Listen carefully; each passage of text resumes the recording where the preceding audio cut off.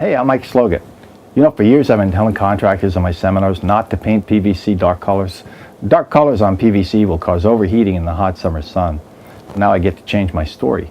I recently discovered a paint made specifically for PVC trim. It's a company called AquaSureTech, and they have a water-based paint technology that reflects the heat of the sun. And in addition, when it's properly applied, it will bond molecularly with the PVCs for a very durable finish. The PVC material that I'm going to finish for this video is Versatex nickel gap siding. I want to do something a little bit different though. Rather than just paint it a flat color, I'd like to get my PVC to look like wood. A really cool look. And yet it will perform just like PVC in the harshest of conditions. So the paint that I'll use is called True Stain from AquaSureTech. And there's a two-part system to this. First, we have to introduce a grain to the white PVC, and then we'll put a top finish coat on top of that. And both of these finishes will bond to the PVC for a permanent finish. So let's get started.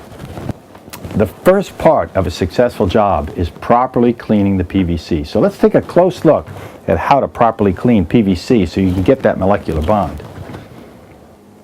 What we need to do is make sure that there's no contaminants on the top of the PVC. So the way we can check that is to pour a little very clean water right on top of our board. See how it beads up? It kind of wants to pull together. Well, it's not wetting into the surface. What we have to do is clean the surface to remove the contaminants that are preventing it from getting to the PVC. So that's the first test. You saw the way the water beaded up. What we really want to do is make sure that it lays flat. The process of cleaning is pretty simple. I use Vinyl Clean from AquaSureTech. It's a degreaser cleaner.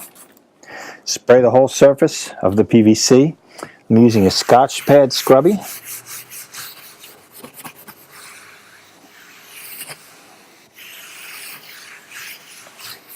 And then wipe it down. And you'll see a big difference in the way the water performs over the top of the PVC.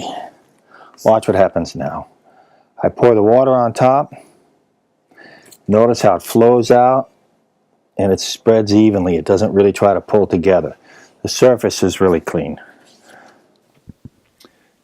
The Grain-X can be applied a number of ways. The most common is a C-sponge. Just cut up a C-sponge, use it for a graining tool, chip brush, vertical graining tools, and a face grain tool. This is kind of a fun tool. You'll see how it works in just a little bit.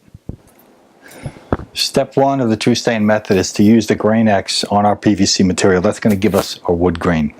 Stir it. Don't shake the can. Either stir it very smoothly with a small stick stir, or in this case I'm just going to kind of rotate it around the can, get it all mixed up. We don't want to introduce any air bubbles into it because those air bubbles will show up in our grain when they pop later. Application initial is with a C-sponge. I'm just going to take a C-sponge, cut a piece of it. We'll open up our Grain-X. And rather than try to work out of my little small pint can, we'll put it into this larger quart and make it a little bit easier to work with. So there's our Grain-X. And we're going to make the application with a C-sponge. C-sponge could be the final application if you want, but we're going to show you different methods on how to put graining on our PVC.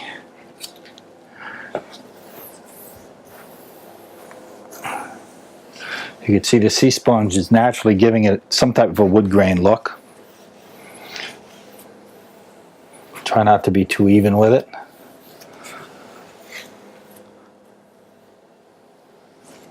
A little bit of growth movement in there. Don't worry about the tongue on the nickel gap. We'll get that later. So you can see by moving our sponge back and forth, I can get all different types of wood grain patterns. You don't like that? Well, you can erase it and you can start all over again. You can make dark areas, light areas. So that's using just a C-sponge. Very quick, easy way to do it. Another method, there are different graining tools. You can take graining tools and you can see the different patterns that you can get. You have a little bit of work time here. So there's yet another pattern that you could get with the graining tool. With the C-sponge, kind of erase our work. Now let's try yet another different pattern. You can use chip brush.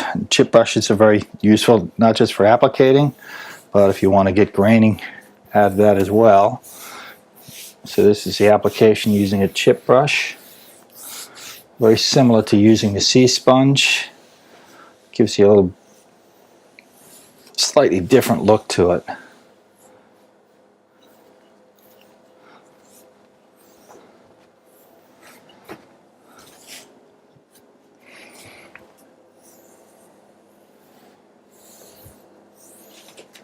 So that's chip brush, and let's try a couple of different graining tools. Just all over again. So this would be a very wide tooth graining tool, like a softwood.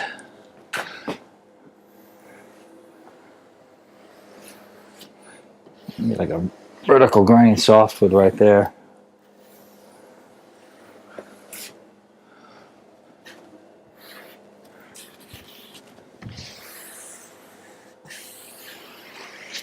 So you can do all sorts of stuff with it.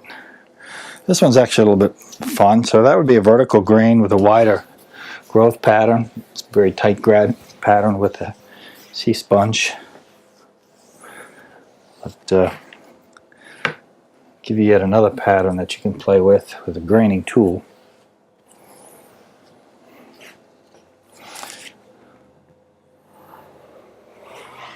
This one's really interesting.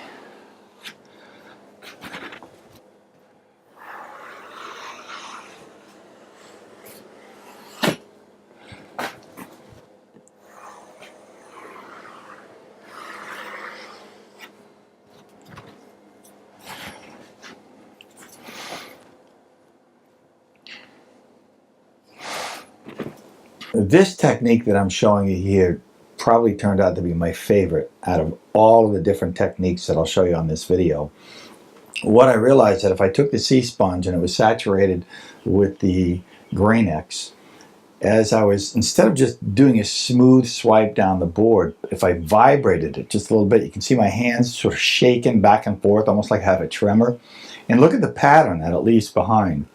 It's just such a really cool look to it. But try this one because I thought it was really neat. Kind of tempted to do a whole wall of this. This is an example of the teak Grain-X. We're using a face grain tool to give our pattern in the face of the PVC. We take a lot of the Grain-X off when we pull that tool across it, but that's all right. Even with that white background, when we put the finish coat on top of it, it will blend in and fill in all of those lighter areas, and you'll see that it'll get a nice tone to it. Try different background colors for your stain. This is the black Grain-X. I wanted to try different backgrounds to see what kind of effects I could get. So fool around with it. Let's see what you can come up with. You can come up with some really creative, interesting looking designs. I'll be spraying the top coat with an HVLP gun. This is a Graco Finish Pro HVLP 9.5. This is a really nice machine in their Pro Contractor series. It's a 5-stage turbine, really good control, gets a really nice finish. And I'm using the Edge 2 Plus gun with the cup. And I have to change the tip on that because AquaSure wants me to shoot between a 1.8 and I think a 2.0 nozzle size. So I'll have to change to a number 4 tip on the Graco gun. So we'll get the Graco gun tip out of the drawer. So we'll change our tip and our nozzle.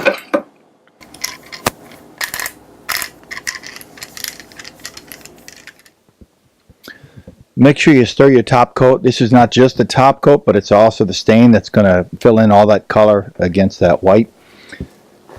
Filter it before you put it into your gun.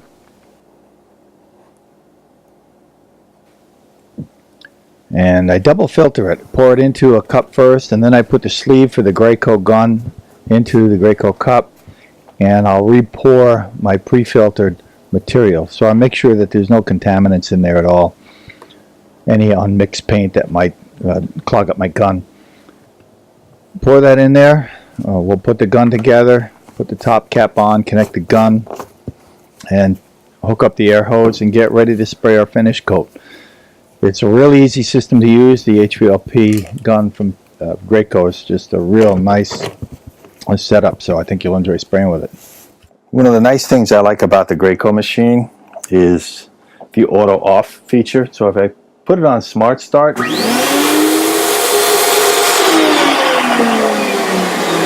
unit senses that I haven't pulled the trigger on the gun. As soon as I pull the trigger on the gun, it'll start itself back up again.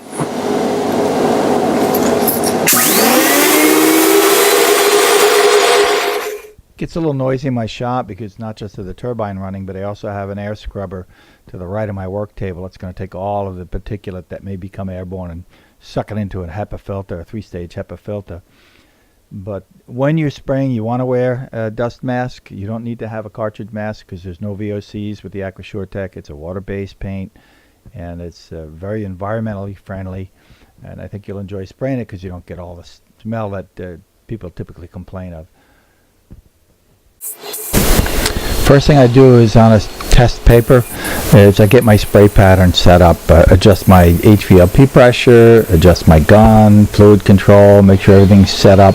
I want a nice wide fan pattern, 4 to 5 inches, so I can just lay a nice top coat right on top of that finish. And you can see as I go back and forth, I'm about 6 to 10 inches away, hold the gun very steady.